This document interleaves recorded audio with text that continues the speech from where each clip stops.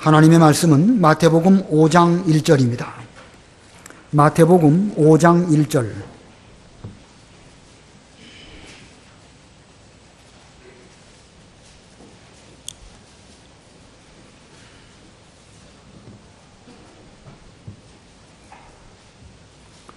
마태복음 5장 1절입니다. 16절까지 봉독하겠습니다. 예수께서 무리들을 보시고 산에 올라가 앉으시니 제자들이 그분께 나아왔다. 그러자 예수께서 입을 열어 그들을 가르치셨다. 심령이 가난한 자들은 복되다. 하늘나라가 그들의 것이기 때문이다. 슬퍼하는 자들은 복되다. 그들이 위로를 받을 것이기 때문이다. 온유한 자들은 복되다. 그들이 땅을 상속받을 것이기 때문이다. 의에 줄이고 목마른 자들은 복되다. 그들이 배부를 것이기 때문이다. 긍휼히 여기는 자들은 복되다. 그들이 긍휼히 여김을 받을 것이기 때문이다. 마음이 청결한 자들은 복되다. 그들이 하나님을 볼 것이기 때문이다. 화평케 하는 자들은 복되다. 그들이 하나님의 아들이라 불릴 것이기 때문이다. 의를 위하여 박해를 받는 자들은 복되다. 하늘나라가 그들의 것이기 때문이다. 나 때문에 사람들이 너희를 모욕하고 박해하며 거짓으로 너희를 대항하여 온갖 악담을 할 때에 너희는 복되다. 기뻐하고 즐거워하여라. 하늘에서 너희 상이 크기 때문이다. 너희보다 먼저 있던 선지자들을 이와 같이 박해했었다. 너희는 세상의 소금이다.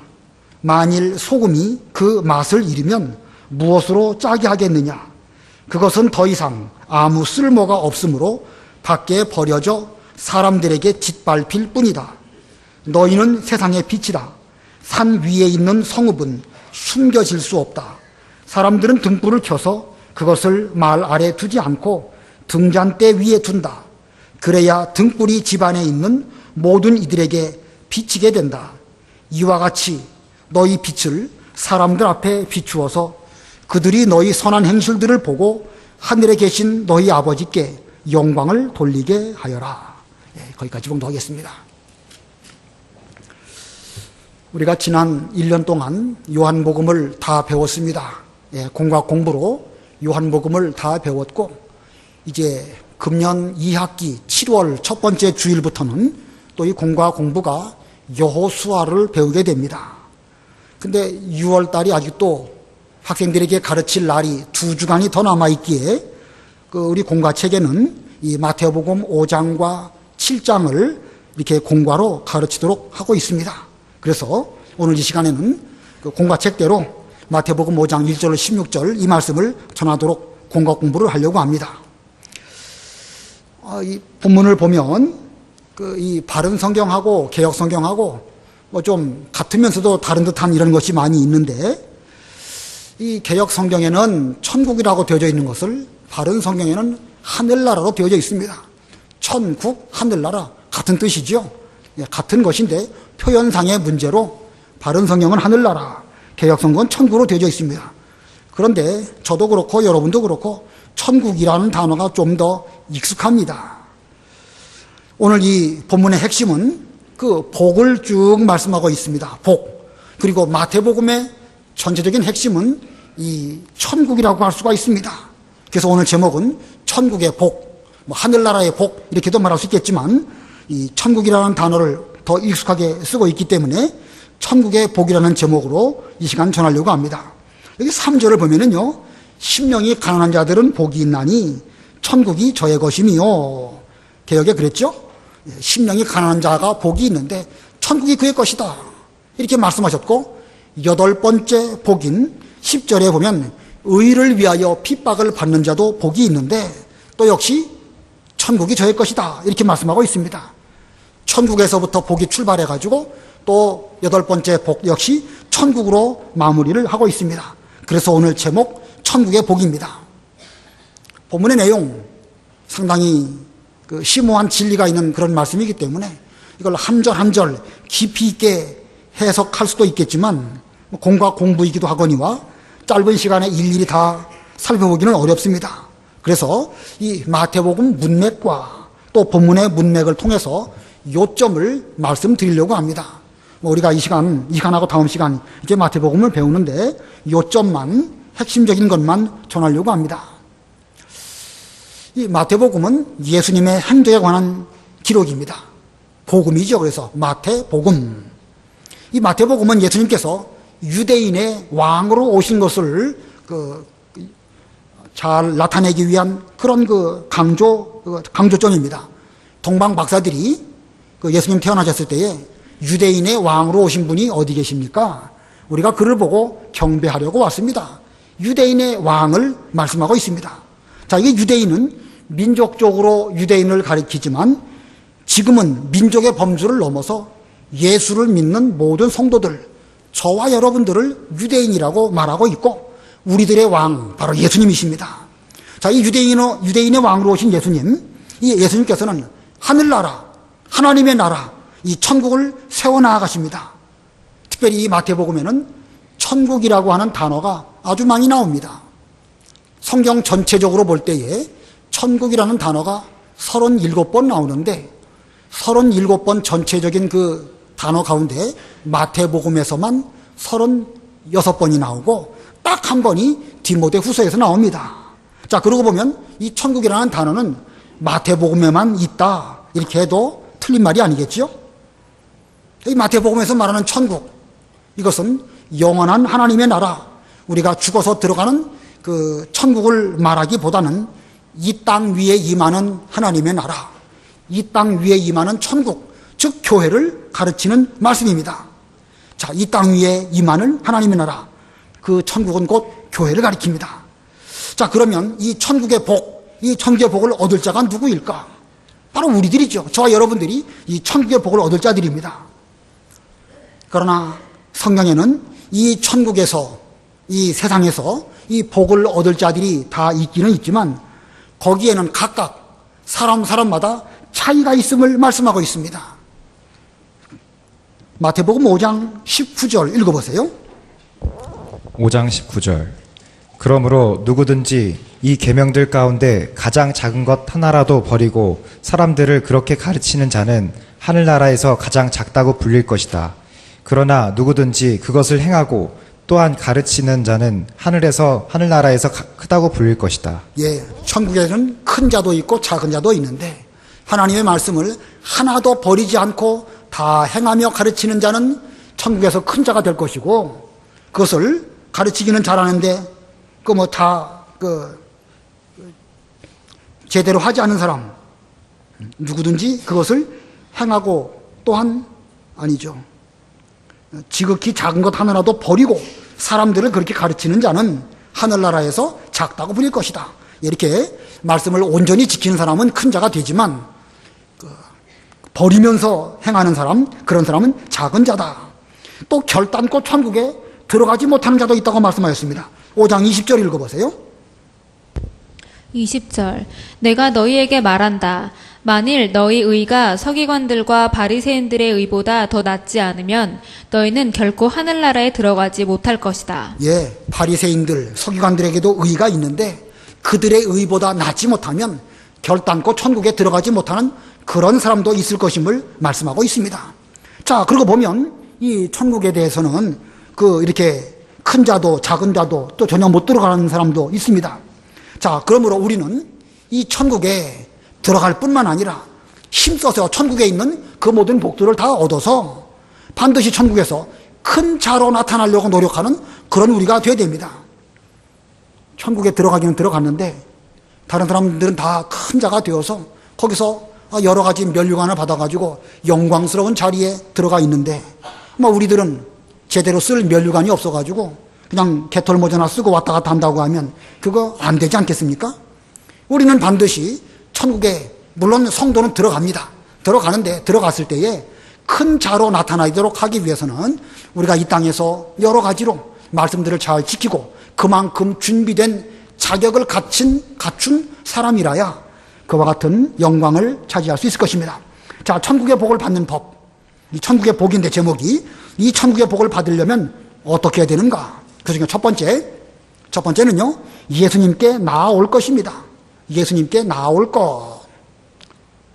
다른 말로 표현한다고 하면 예수님을 믿을 것입니다. 예수님을 믿을 것. 1절, 5장 1절 읽어보세요. 1절 예수께서 무리들을 보시고 산에 올라가 앉으시니 제자들이 그분께 나와왔다. 예, 여러 무리들과 함께 산에 올라가셨는데 특별히 제자들은 그분께 나왔다. 자, 많은 무리들이 몰려왔습니다. 그 중에 제자들은 특별히 예수님께 나왔다. 여기는 말씀하는 제자, 12제자만을 말하는 것은 아닙니다. 아직은 12제자를 세우시기 전이에요. 이 가운데에는 여인들도 있고 또 70명 문도들도 있고 12사도로 뽑히지는 않았지만 예수님의 제자로 주님을 제대로 믿고 따라다니는 그런 많은 사람들이 있었습니다. 자, 이런 제자들이 나왔는데 오늘 본문을 잘 보면 무리들을 보시고 산에 올라가 앉으셨는데 제자들이 그분께 나왔다. 무리도 있고 제자도 있습니다. 자, 무리와 제자 어떤 차이가 있을까? 분명 차이가 있습니다. 무리는 무리고 제자는 제자인데 무리와 제자는 어떤 차이가 있을까? 마태복음 3장에 보면 세례 요한이 외칩니다. 회개하라, 천국이 가까웠느니라. 많은 무리들이 요한에게 나왔습니다. 마태복음 4장에서는 주께서 또 말씀하시기를 회개하라, 천국이 가까웠느니라. 그 예수님의 말씀에 대해서 많은 사람들이 관심을 갖고 나와서 주님을 따라다녔습니다.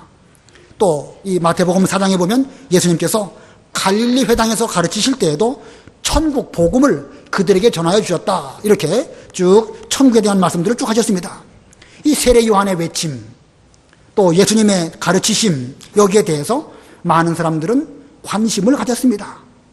더군다나 예수님께서 능력으로 병자들을 고쳐주시고 여러 가지 그 큰 일들을 하실 때에 그 소문이 점점 널리 퍼져서 큰 무리가 예수님을 따라오게 되었습니다. 마태복음 4장 25절 읽어보세요. 4장 25절 그리하여 갈릴리와 데카폴리스와 예루살렘과 유대와 요단강 건너편으로부터 큰 무리들이 그분을 따랐다. 예, 큰 무리들이 예수님을 따랐습니다. 그 큰 무리들이 지금 예수님께서 마태 5장에서 산에 올라가 앉으셨을 때에 그 큰 무리들도 그곳에 와서 함께 있었습니다. 그런데 본문 1절에 보니까 무리들도 있지만 그 가운데 제자도 있었다. 제자와 무리와 제자. 이건 분명히 구별이 있습니다. 그럼 무슨 차이일까? 제자와 무리는 무슨 차이일까? 예, 무리는 무리라고 해서 다 그런 건 아니겠지만 그들은 대부분 다 호기심을 가지고 예수님을 따르는 그런 사람들입니다. 거기에 대해서 제자는 예수님을 믿고 말씀을 듣고 그리고 깨닫고 은혜를 사모하는 그런 사람들이 제자입니다. 무리와 제자는 그런 차이가 있어요. 물론 나중에 무리 가운데에서는 예수님을 잘 믿고 따르는 그런 사람들이 계속 나옵니다. 그러나 성경 표현에 있어서 볼 때에 무리와 제자는 이렇게 구별이 되어지는 것입니다. 단순히 예수님을 따라갈 때에 호기심으로 따라가는 사람이면 그는 무리입니다. 그러나 예수님 말씀을 듣고 믿고 깨닫고 은혜를 사모하고 좀 더 신령한 세계로 올라가기 위해서 주님과 함께 산 위에 올라가고 그리고 많은 무리 가운데에서 주 앞에 나온 그 사람들, 좀 더 가까이 나아가려고 노력하는 이런 사람들이 바로 제자입니다. 무리와 제자 비슷한 듯 보이지만 나중에 가보면은요 극과 극을 달리는 전혀 상반된 길을 걸어갑니다. 예수님께서 오병이어의 기적을 행하셨습니다. 오병이어로 그 5,000명이나 되는 많은 사람들이 넉넉하게 먹고 배가 불렀습니다. 그 이튿날 그들은 또 주님에게 가면 배불리 먹을 줄 알고 주님에게 나아갔을 때에 주님께서는 자신은 하늘에서 내려온 산 떡이다 이렇게 말씀하시고 나를 먹는 자라야 살 것이다. 모세가 준 그 광야에서 모세 때 광야에서 먹은 그 이스라엘 백성들은 다 죽었지만 예수님을 생명의 떡으로 먹는 사람들은 살 것이다 이렇게 말씀하셨습니다. 그때 무리들은 어떻게 했죠? 그 말씀을 듣고 저 말씀이 너무 어렵다. 이해가 안 간다. 우리가 어떻게 저 사람을 먹으라는 말이냐. 그들은 다 돌아갔습니다. 그때 주님께서 너희도 가려느냐? 제자들 보고 말씀하시니까 제자들이 뭐라고 말씀드렸죠?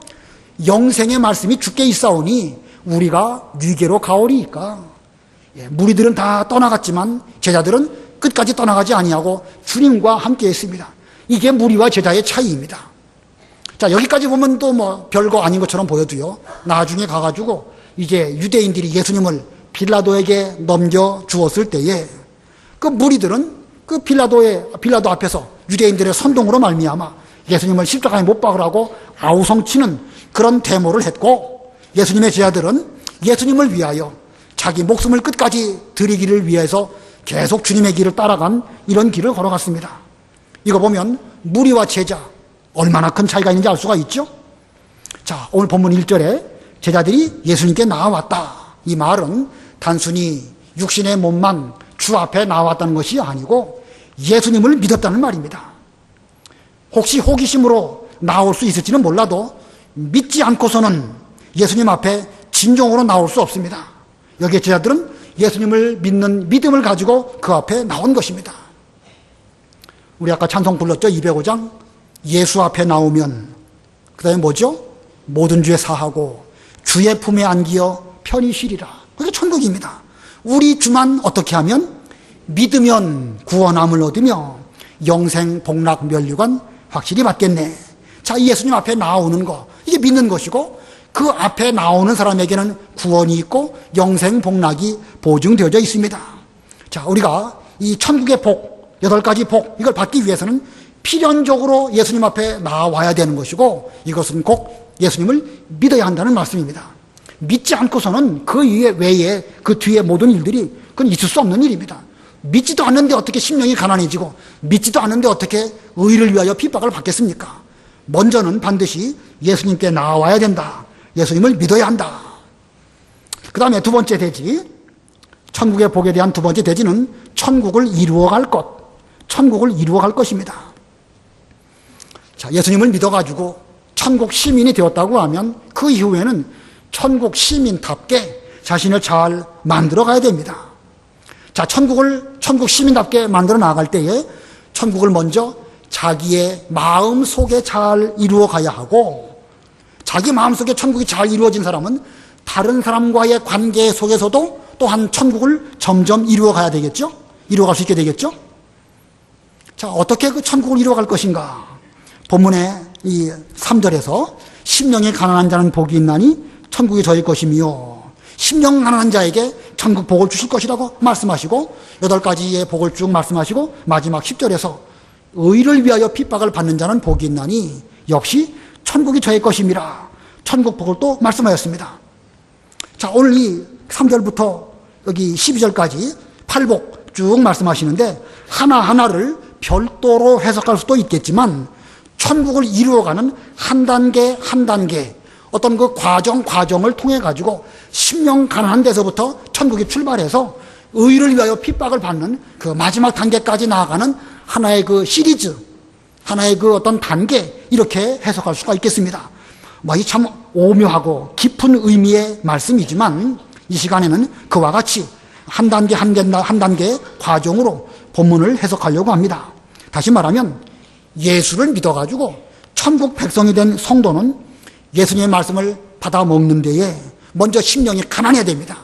심령이 가난한 가운데에서 그는 또 애통하고 온유하고, 그리고 의에 줄이고 목마르고, 그러면서 쭉쭉 그의 그 신앙 상태가 자라나다가 마지막에 가서는 이 의를 위해서 핍박을 받는 예수님과 같은 그런 자리에까지 나아갈 때에 그의 신앙은 점점 천국 시민으로 만들어져 가는 것입니다.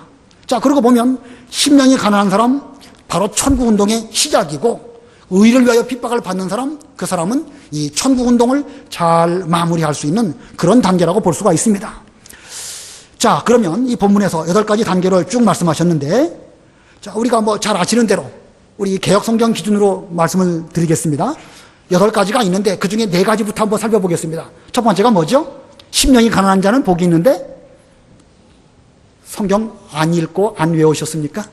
자, 한번 좀 아시는 분들은 쭉 다 배워보시기 바랍니다. 심령이 가난한 자에게는 천국이 저희 것임이고, 그 다음에 애통하는 자는 위로를 받을 것이고, 온유한 자는 땅을 얻을 것이고, 의에 줄이고 목마른 자는 배부를 것이고 혹은 만족할 것이고, 그것입니다. 자, 이 4가지부터 잘 외워야 됩니다. 외워야 돼요.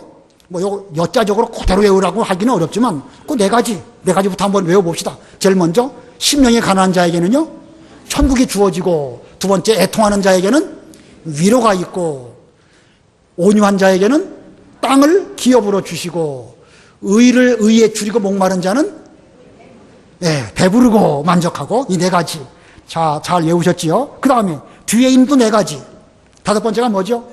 긍휼히 여기는 자는 복이 있나니 긍휼히 여김을 받을 것이고, 또 마음이 청결한 자는 복이 있나니 하나님을 볼 것이고, 또 화평케 하는 자는 복이 있나니 저희가 하나님의 아들이라 일컬음을 받을 것이고, 의를 위하여 핍박을 받는 자는 복이 있나니 천국이 저희 것입니다. 다 외우셨습니까? 뒤에 네 가지 다시 한번 해볼까요? 긍휼히 여기는 자는 긍휼히 여김을 받고, 마음이 청결한 자는 하나님을 보고, 또 화평케 하는 자는 하나님의 아들이 되는 것이고, 의를 위하여 핍박하는 사람은 천국이 저의 것입니다. 자, 앞에 네 가지, 뒤에 네 가지 잘 좀 기억하시면서 다 외우실 수 있겠습니까? 지금? 외우셔야 되는데, 뭐 지금 안 외우면 집에 가서도 안 외웁니다. 지금 외워야 돼, 지금. 위에 앞에 네 가지부터 한번 해볼까요? 심령 가난한 사람에게는 천국이 저의 것임이고, 애통하는 자는 위로를 받고, 온유한 자는 땅을 기업으로 받고, 의에 줄이고 목마른 자는 배부를 것이고 만족할 것이고. 앞에 네 가지예요. 뒤에 네 가지. 긍휼히 여기는 자는 긍휼히 여김을 받고, 마음이 청결한 자는 하나님을 볼 것이고, 또 화평케 하는 자는 하나님의 아들이라 일컬음 받을 것이고, 의를 위하여 핍박받는 사람에게는 천국이 저의 것입니다. 자, 이 팔복입니다. 앞에 네 가지, 뒤에 네 가지. 앞에 네 가지하고 뒤에 네 가지하고 차이가 조금 있는 것 같아요. 이 팔복은 참 깊은 진리가 있어가지고 이것이 정답입니다라고 말할 수가 없어요.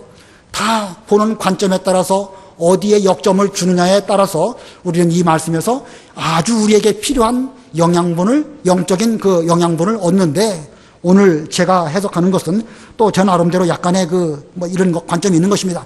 앞에 네 가지 본문 2절로 6절 한번 읽어보세요. 2절. 그러자 예수께서 입을 열어 그들을 가르치셨다. 심령이 가난한 자들은 복되다. 하늘나라가 그들의 것이기 때문이다. 슬퍼하는 자들은 복되다. 그들이 위로를 받을 것이기 때문이다. 온유한 자들은 복되다. 그들이 땅을 상속받을 것이기 때문이다. 의에 줄이고 목마른 자들은 복되다. 그들이 배부를 것이기 때문이다. 예수님을 처음 믿고 예수님 앞에 나온 사람, 그 사람은 그 예수님께서 주시는 그 천국에 대해서 아주 좀 더 많이 알고 싶은 그런 심정을 갖게 됩니다. 주님을 좀 더 많이 알고 주님의 인격을 닮아가려고 노력하고 이 가난한 심령을 가지게 되겠죠. 이 심령이 가난한 그에게는 예수님께서 처음 사랑으로 그의 마음속에 천국이 이루어지게 해주십니다. 자, 천국이 이루어졌습니다. 그런데 그 예수님께서 주신 천국을 알면 알수록 자기 속에 죄가 발견되겠죠. 그러니까 예수님께서도 회개하라, 천국이 가까웠느니라. 그 예수님께서 주시는 천국을 소유하려고 노력하면 노력할수록 자기 속에 있는 죄가 발견되어지고 그 죄를 놓고 애통합니다. 근데 애통하면 애통할수록 그의 마음속에 하나님께서 주시는 위로가 충만하게 됩니다. 자, 이 죄 문제로 애통하면서 하나님의 위로를 받게 되다 보니까 그의 마음이 점점 온유해집니다. 점점 온유하게 지면 질수록 하나님께서 그에게는 땅을 기업으로 주신다고 말씀하셨습니다. 갑자기 천국 복을 말씀하시는 가운데 무슨 땅의 그 기업을 말씀하실까? 땅을 기업으로 주신다. 그게 무슨 뜻일까? 본문의 땅, 그것을 성경 그 원문을 참고해 보면 그냥 땅이 아니고 그 땅을 기업으로 주신다라고 표현하고 있습니다. 땅, 그 땅, 의미가 같습니까? 다릅니까? 다릅니다. 땅하고 그 땅하고는 다른 거예요. 성경에 보면은요, 앞에 있는 그 자가 붙은 것하고 안 붙은 것하고는 전혀 의미가 다른 것들이 참 많습니다. 법, 그럼 영어로 law입니다. 근데 그 법, 그러면 그게 뭐죠? 법 중에서 그 법, 그럼 뭡니까? 성경에 율법입니다. 율법. 여러분 영어 성경도 좀 읽어보셔요. 영어 성경 보면 율법을 그냥 법을 law라고 그래요, 영어로. 근데 그 앞에 더가 붙어요. 그래서 그 법 그러면 그건 뭘 가리킨다고요? 율법을 가리키는 것입니다. 북 그러면 뭐가 되는 것이죠, 영어로? 책. 근데 더 books 그러면 뭐죠? 성경책을 가리키는 것입니다. 책은 책이지만 그것은 성경책입니다. 템플 그러면 사원을 가리키는 것이죠. 무슨 뭐 이런 그 사원. 그런데 그 앞에 더 템플 그러면 뭘 가리키겠죠? 그건 성전을 가리키는 것입니다. 예루살렘에만 있는 유일무이한 성전, 그것을 더 템플이라고 하는 것입니다. 괴짝을 아크라고 그래요. 아크, 괴짝. 근데 그 괴짝 앞에다가 더 아크, 디 아크. 그러면 뭐가 되죠? 그거는 언약궤, 맞습니다. 언약궤 혹은 방주. 언약궤 혹은 방주. 그건 유일무이한 거예요. 이 세상에 언약궤는 딱 하나밖에 없었습니다. 방주 역시 하나밖에 없었고. 그러니까 그 괴짝 그러면 그건 언약궤를 가리키든지 방주를 가리키는 것입니다. 마찬가지로 땅, 랜드 그러면 그 앞에 더가 붙어서 더 랜드 그러면 어느 땅을 가리키겠습니까? 명륜동 뭐 땅 한 평 뭐 1,000만 원 하는 거 그걸 말하는 것이 아니라 그 땅은 어디예요? 천국입니다. 천국. 가나안 땅을 가리키는 것입니다. 그래서 온유한 자에게는 하나님의 나라 그 땅을 유업으로 너에게 주신다. 그런 뜻이에요. 그러니까 온유하면 온유할수록 그 복을 주실 것을 말씀하였습니다. 자, 이 마음이 온유해진 그 사람 더욱 적극적으로 의를 행하려고 노력을 할 것입니다. 좀 의를 좀 행하면 좋겠는데 왜 의가 행하여지지 않을까? 의에 줄이고 목마라질 때에 하나님께서는 그로 하여금 의를 좀 더 많이 행할 수 있도록 해주셔서 그로 하여금 만족하게 배부르게 해주신다. 자, 이 네 가지 심령 가난, 애통, 온유한 것, 그리고 의에 줄이고 목마른 것, 이것은 어떤 특징이 있을까? 자, 어떤 특징이 있을까요? 이 앞에 있는 네 가지는요, 우리 마음 속에서 이루어지는 천국입니다. 마음 속에서, 마음이 심령이 가난하고 또 그 마음 속에서 애통하는 마음이 나오고 마음에서부터 온유한 그런 마음이 나오고 마음 속에서부터 의를 좀 행하려는 그런 마음이 나오고 그것이 이 마음 속에 이루어지는 천국. 간단하게 네 글자로 말하면 무슨 천국이겠죠? 심령 천국입니다. 심령 천국이 마음 속에서부터 가난한 가운데서부터 이렇게 한 단계 나아갈 때에 천국 복을 그만큼 받게 되는 것입니다. 자, 그러면 그 다음 네 가지 복은 또 어떤 특징이 있을까? 한번 잘 들어보시고 맞춰보시기 바랍니다. 7절부터 10절 읽어보세요. 7절. 긍휼히 여기는 자들은 복되다. 그들이 긍휼히 여김을 받을 것이기 때문이다. 마음이 청결한 자들은 복되다. 그들이 하나님을 볼 것이기 때문이다. 화평케 하는 자들은 복되다. 그들이 하나님의 아들이라 불릴 것이기 때문이다. 의를 위하여 박해를 받는 자들은 복되다.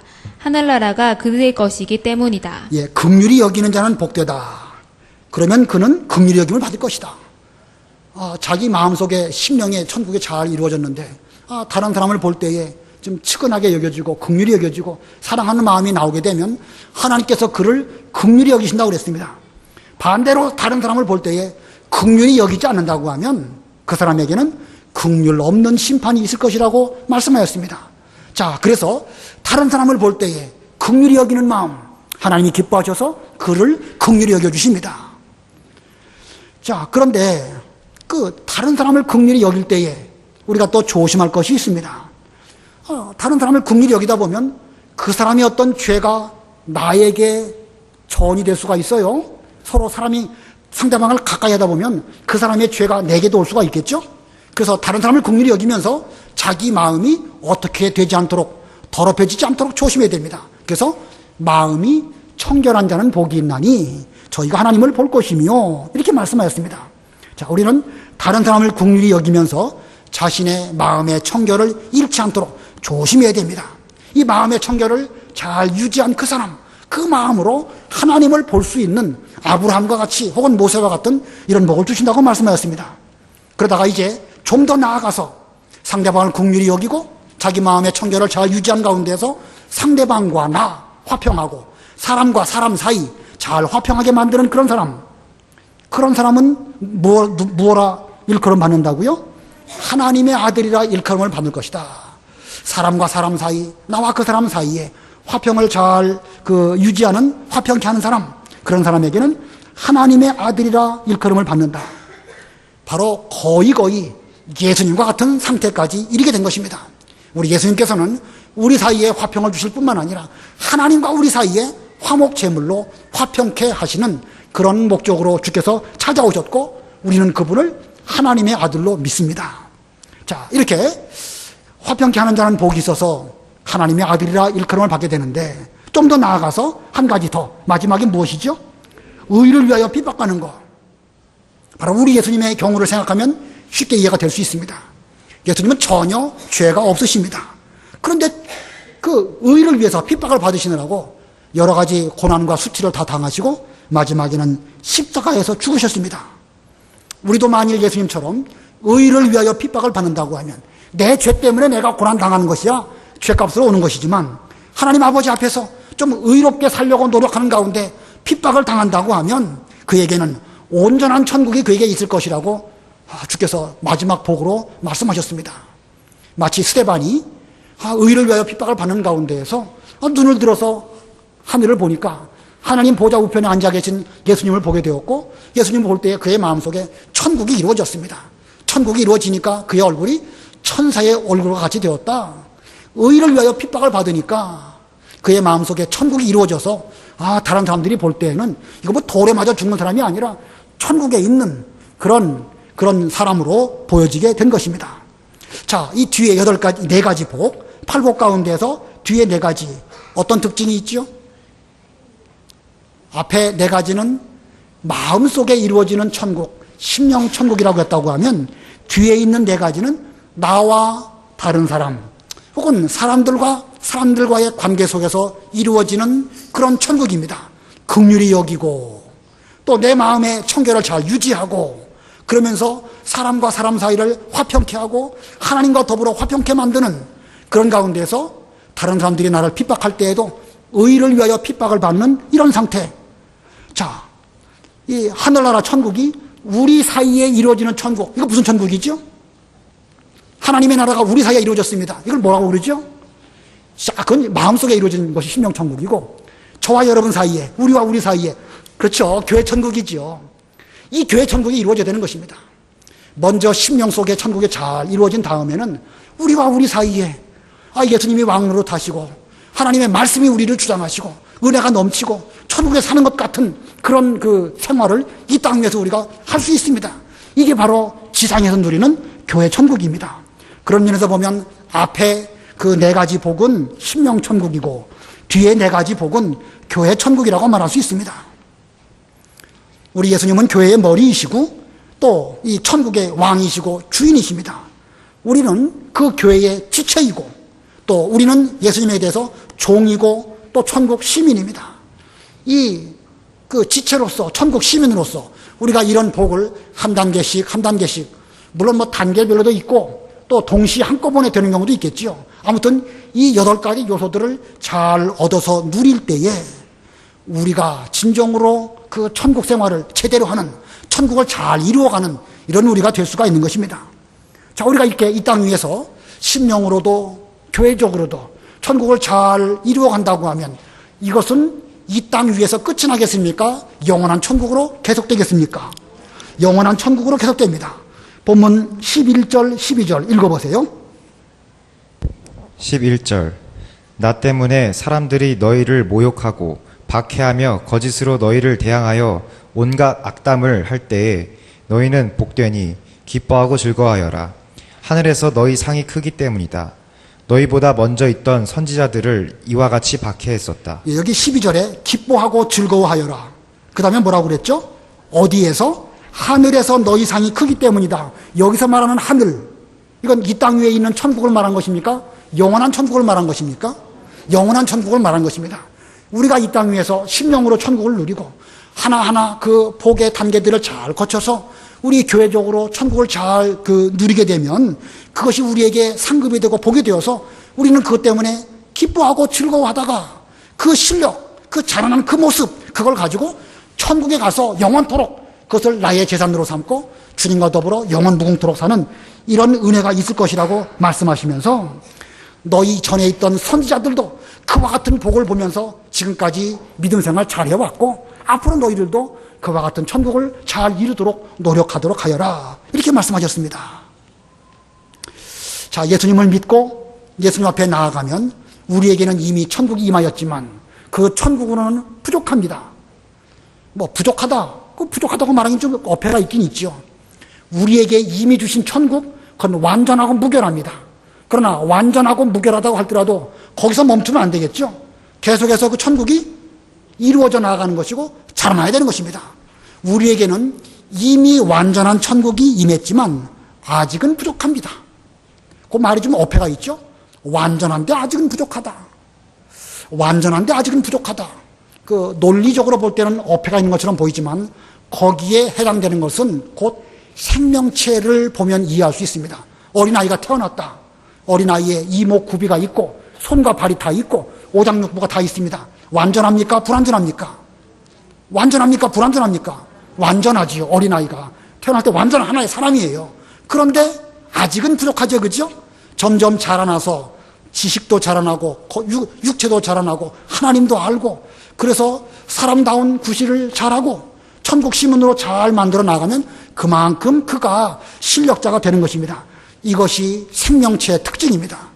우리에게 주신 천국의 소망, 우리에게 주신 이 지상의 교회, 우리 심령의 그 천국, 이런 것들은 완전한 천국을 주셨지만 이것이 생명체와 같아서 점점 자라남으로 완전한 가운데서 좀 더 완전한 가운데로, 좀 더 완전한 가운데서 좀 더 자라남으로 더 완전한 쪽으로 나아가도록 하는 것입니다. 이것이 생명체의 특징이고 이것을 우리는 천국을 이루어간다. 오늘 본문에서 제가 그렇게 표현을 한 것입니다. 아무쪼록 우리 모두에게는 심령으로 예수를 믿을 때에 주 앞에 나아갔을 때에 이미 천국이 주어졌습니다. 완전한 천국이 주어졌지만 그것만으로 만족하시지 말고 계속해서 심령이 가난하고 애통하고 온유하고 의에 줄이고 목마르고 긍휼히 여기고 마음이 청결하고 그리고 화평케 하고 의를 위하여 핍박을 잘 받음으로 우리 마음속에 또 우리의 교회 안에 천국이 점점 충만하게 되는 이런 길로 나아가야 되겠습니다. 자, 그 다음에 세 번째 대지. 천국이 잘 이루어졌는데 그래서 우리가 천국 생활을 잘하고 있습니다. 그러면 그 뒤로 뭘 어떻게 해야 되는 것인가? 그 다음에 거기서 멈추면 안 됩니다. 이 우리에게 주신 천국을 땅끝까지 전파하기 위해서는 세상에 나아가서 빛과 소금의 역할을 잘해야 됩니다. 그래서 세 번째 대지는 세상의 소금과 빛이 될 것. 세 번째, 우리의 천국이 점점 확장되기 위해서는 세상의 소금과 빛이 될 것. 자, 세상의 소금에 대해서는 13절에 말씀하고 있습니다. 13절 읽어보세요. 13절 너희는 세상의 소금이다. 만일 소금이 그 맛을 잃으면 무엇으로 짜게 하겠느냐. 그것은 더 이상 아무 쓸모가 없으므로 밖에 버려져 사람들에게 짓밟힐 뿐이다. 예, 소금에 관한 진리가 참 많습니다. 소금에는 여러 가지 기능들이 있습니다.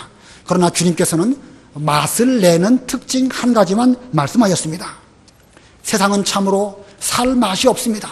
온갖 죄악, 온갖 비리, 온갖 부정한 일들이 많이 있는데 예수 믿는 우리가 그 세상에 들어가서 세상의 소금이 되어야 됩니다. 오전에 예수님께서 산에 올라가셨다가 내려오셨다고 그랬죠. 바로 세상에 들어가셔서 거기에 죄악 가운데 있고 그 나병 환자 불쌍히 여겨주시고 그를 고쳐주신 거 세상의 소금의 역할을 우리에게 본으로 보여주신 것입니다. 그러므로 우리도 그냥 신령한 세계에서만 살고 우리의 신명 천국과 교회 천국만 누리고 그것으로 만족하시지 말고 세상에 나아가서 우리가 해야 할 일들을 잘할 때에 주님을 제대로 본다는 것입니다. 그냥 신령한 세계에만 내내 머문다. 그럼 복음 전파가 되질 않습니다. 수도원에 들어가서 자기 나름대로 돈은 잘 닦을지 몰라도 복음 전도하는 이 일에는 부족할 수밖에 없습니다. 우리는 먼저 세상의 소금이 되어야 되겠고 그 다음에 또 세상의 빛이 되어야 됩니다. 14절로 16절 읽어보세요. 14절 너희는 세상의 빛이다. 산 위에 있는 성읍은 숨겨질 수 없다. 사람들은 등불을 켜서 그것을 말 아래 두지 않고 등잔대 위에 둔다. 그래야 등불이 집안에 있는 모든 이들에게 비치게 된다. 이와 같이 너희 빛을 사람들 앞에 비추어서 그들이 너희 선한 행실들을 보고 하늘에 계신 너희 아버지께 영광을 돌리게 하여라. 예, 우리에게 대해서 주님께서 너희는 세상의 빛이다 이렇게 규정하셨습니다. 예, 참된 빛, 생명을 주시는 참 빛은 예수님이십니다. 예수님으로 말미암아 우리에게도 빛이 비춰지게 되었고 우리는 이제 이 세상에 대해서 빛이 되었습니다. 그러므로 우리는 내게 있는 빛으로 세상의 빛을 비추는 것이 아니라 예수님께서 주시는 생명의 빛을 내가 받아가지고 그것을 세상에 비추는 것입니다. 마치 태양의 빛을 달이 받아가지고 그것을 세상에 이렇게 비출 때에 그 보름달 뜨면 얼마나 환합니까? 그 태양의 빛을 완전히 다 받아가지고 완전히 다 비칠 때 환한 보름달이 되는 것이지요. 근데 그 각도가 안 맞으면 반달이 되고 금음달이 되고 뭐 빛이 없는 경우도 있지요. 우리가 전적으로 예수님에게로 향하고 예수님에게로부터 받은 바 그 빛을 세상에 대해서 올바로 비친다고 하면 우리는 예수님의 생명의 빛을 받아가지고 잘 비칠 수 있는 그런 빛이 되는 것입니다. 뭐 달도 그런 것이고 또 거울도 그렇습니다. 세상 사람들은 우리를 쳐다보고 있습니다. 자기들에게는 소망이 없습니다.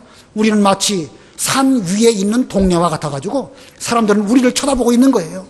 그런데 이 기독교인들이, 교회가 혹은 뭐 목사가 여러 가지 더러운 일들을 행하게 되니까 빛을 비춰야 되는데 오히려 하나님의 영광을 가리는 이런 가운데 있습니다. 이것이 우리들의 모습일진데 우리가 그렇게 되지 않도록 하기 위해서 우리가 좀 더 적극적으로 이 세상에 대해서 빛된 그런 생활을 잘 해서 우리가 세상에 대해서 우리 천국을 점점 확장시켜 나가는 이런 일을 잘 해야 될 것입니다. 이제 5장 17절 이부터 쭉 보면 예수님께서 율법에 대해서 강론하십니다. 율법, 예수님은 율법을 폐하러 오신 것이 아니시고 온전케 하려고 오셨다. 그래서 뭐 살인에 대한 교훈, 간음에 대한 교훈, 이혼에 대한 교훈, 맹세에 대한 교훈, 여러 가지 교훈을 쭉 말씀하시면서 율법에 이렇게 기록되어 있는 것을 너희들은 이렇게 해석하지만 나는 너희에게 말하는데 형제를 두고 미워하는 사람은 이미 살인한 것이다. 또 여인을 보고 음욕을 품으면 이미 간음하였다. 그 율법의 근본 정신을 가르쳐 주시면서 이 천국을 이루어갈 때에 법대로 그 율법의 근본 정신을 잘 지킴으로 점점 하나님의 이 교회 이 8가지 복이 충만케 되도록 쭉 말씀하십니다. 그리고 마지막에 가가지고 5장 48절 읽어보세요. 5장 48절. 그러므로 너희 하늘 아버지께서 완전하신 것 같이 너희도 완전해져라. 예, 우리에게는 이미 천국이 이루어졌습니다. 예수를 믿을 때 천국을 주셨습니다. 근데 그 천국이 점점 더 이루어져 가기 위해서는 하나님께서 완전하시고 예수님께서 온전하신 것처럼 우리들도 주님을 본받아서 하나님의 온전하신 성품을 잘 닮아 나아간다고 하면 우리에게 이루어진 천국이 그만큼 또 진부하게 될 것입니다. 이 귀한 복 주신 거 감사하면서 천국의 복 우리가 계속 받아서 누리면서 거기에 머물지 말고 점점 천국을 더 이루어 나아가는 여러분들이 다 되시기를 바랍니다. 기도하겠습니다.